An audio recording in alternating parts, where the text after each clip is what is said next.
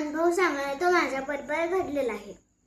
परवा जसं की मी माझ्या मामाच्या घरी आले, मग ज्यावेळी मामाच्या घरी आले होते त्यावेळी माझ्या आईनं म्हणजे माझ्या आजीला सांगितलं होतं की तिच्या नाकात खडा घालून ये।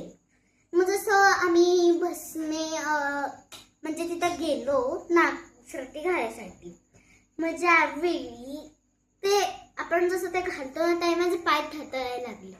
मग मी नाव त्रिविक्रम बापू बापू बापू बापू असं हे घेतले, राम राम त्रिविक्रम असं ते सगळं म्हणत राहिले।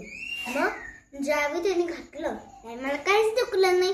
मग आपण ज्यावेळी बापूचे भक्त असला असतो ते सगळं आपल्या मनात पूर्ण होतं, पण हलगर्जीपणा करायचा नाही।